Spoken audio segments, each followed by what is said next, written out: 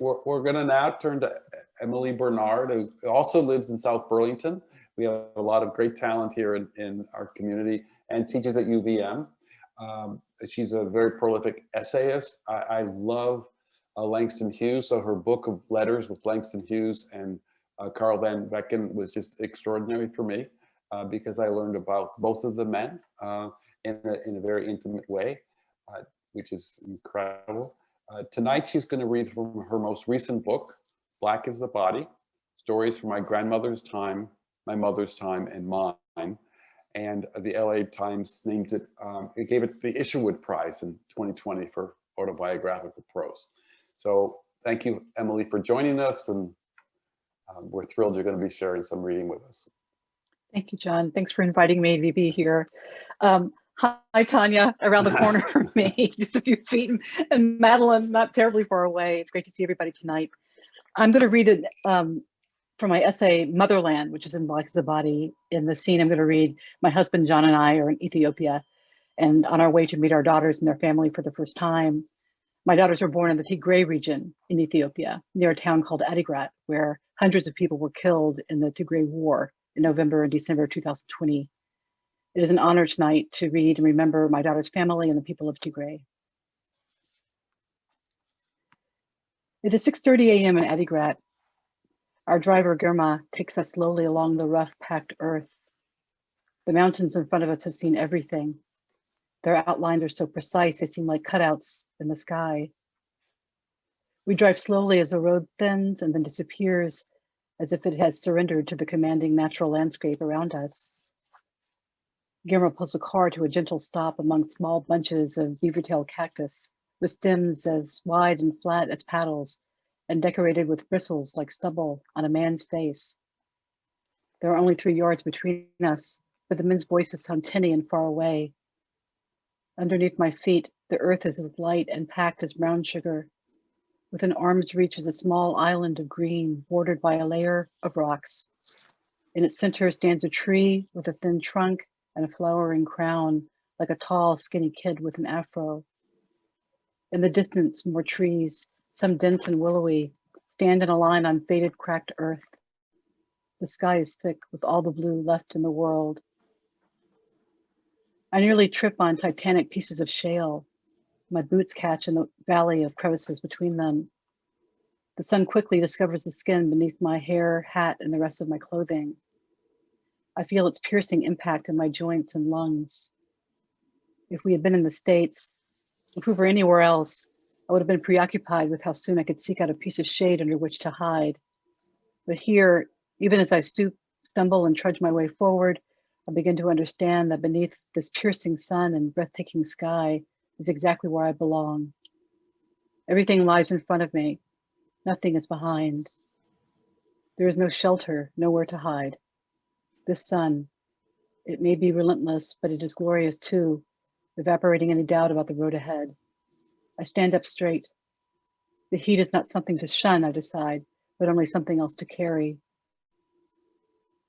As we approach a group of thatched huts topped with perfect cylinders of long grass, my heart beats so rapidly that I reflexively cover it with my hand. I smooth my shirt and adjust my hat. I hope I look like what the family wants for their twins. As we are greeted by the people to whom the girls belong, I imagine a woman being presented to a groom at the inauguration of an arranged marriage. We prepare to be treated like royalty, Helen, our adoption agent, had written in an unusually helpful email.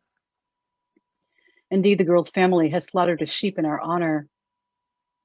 A large platter of the roasted sheep meat sits on a clay table. The loaf of bread we bought in Adigrat is placed on the side.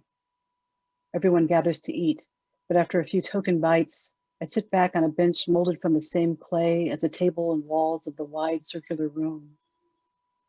I try to arrange my features into an expression that communicates my appreciation for the food, my desire to enjoy it, and my inability to do so. I am not successful, it is clear from the quality of the murmurs. Emily doesn't like it, our translator, Berhanu says, and smiles sympathetically. I can tell he is trying to translate the disappointment I have caused. It is terrible to know that I'm failing to demonstrate the boundless depth of gratitude I feel for everyone in this room. A torrent of emotion clogs my throat. My palms sweat and tingle. I am rigid with anticipation, eager for the wonderful, terrible moment in which the girls will be placed in our arms. Beside me, John eats heartily and drinks sheep's milk from a tin cup. I cannot say no when the milk is offered to me. I feel multiple pairs of interested eyes on me as I bring the cup to my mouth. The twins' grandmother brings out the baby we will know as Isabella. She is wrapped in the same light blue quilted outfit that she wears in a picture that Helen sent months ago. Her grandmother, a slight woman with a lightly wrinkled face, stands in a space that separates two rooms of the family home. The sky shines a movie star light down on the two of them. Isabella regards me dispassionately as she takes in the entire scene. Julia emerges mid-wail. She is afraid because she has never seen white skin, Yohanu says, and gently touches John's arm. Julia continues to cry as we stand outside the compound and are presented with carrots so bright and large they could serve as props in a big Bugs Bunny cartoon. John gathers us together for a photograph before we begin the trek back to the Land Rover. The return hike feels more arduous, the sun hotter, the air drier. I'm trying not to show my exhaustion. The grandmother has a swaddled Isabella strapped to her back. Her steps are light and efficient on veins of rock that protrude from the earth. I walk next to one of the baby's cousins, a girl of 11 or 12. Her eyes are large and kind. The braids in her hair shine. She wears Julia, who seems to be dozing, on her back underneath a cloth secured to her faded green dress.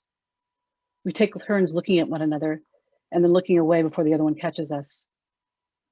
There is so much I want to ask and tell her, but the membrane of language, fine and opaque at once, travels with us like a mobile glass partition.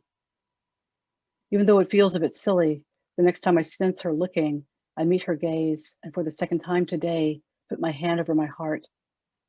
I press down hard. When she looks away, she is still smiling.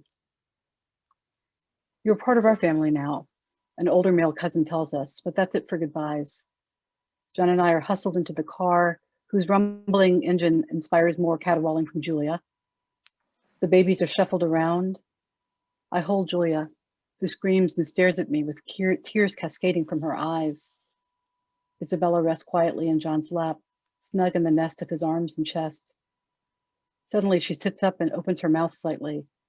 Sheep's milk spills out of her tiny body. Julia follows suit. Before her second round, I take my hat and turn it upside down under her chin. 3 hours later, we have become almost used to the smell and feeling of our daughter's vomit caked on our clothing. We're sticky with heat and sweat and bodily fluids by the time we arrive at the airport in Mekelle. John leaves the girls with me while he rushes to the bathroom to clean out my hat and rinse Isabella's excretions from his shirt. With the baby tucked into the crook of each arm, I sink into a plastic chair. My dizziness and blurry vision must be a result of the heat, I think. An older woman wearing a black hijab sits down next to me. She holds her arms open. I hand her Julia, and she pulls a small blanket from her belongings and hands it to me. She and John each take one of my arms when it's time to board. I still feel rickety as we walk toward the plane, but I have a firm grip on Isabella, who emerges from the cloth on my shoulder as slowly as a plant sprouting from the earth in a time-lapse video. She stretches her neck like a periscope and pivots her head slowly, a stern look on her face, like a general assessing a battlefield, or Magellan surveying the Atlantic, I think. And when she smiles, I believe we are sharing our first private joke. Julia has decided it is my particular job to hold her, so John and I trade babies once we are seated. She and I fall asleep quickly after takeoff. The thing about unpasteurized milk is that it does not agree with everyone. A few minutes after we take off, a wave of pain propels me out of my seat and toward the bathroom. Along the way, I shove a miserable, indignant Julia into the arms of a pretty flight attendant. I'm on my hands and knees in the throes of thudding, seizing abdominal pain when the attendant knocks on the door. As soon as I undo the latch, she snatches the door open. I look up. She is stony.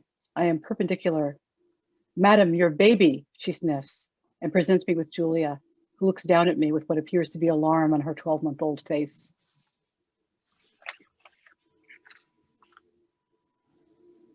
And Emily, they're now 15 years old.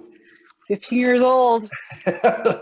When I wrote you and asked how your weekend was, and you said the 15-year-old drove into the garage door, I thought, oh my God, you teach at UVM, you write, and you're raising these teenagers. How do you fit in writing? I mean, what time of day do you do this writing?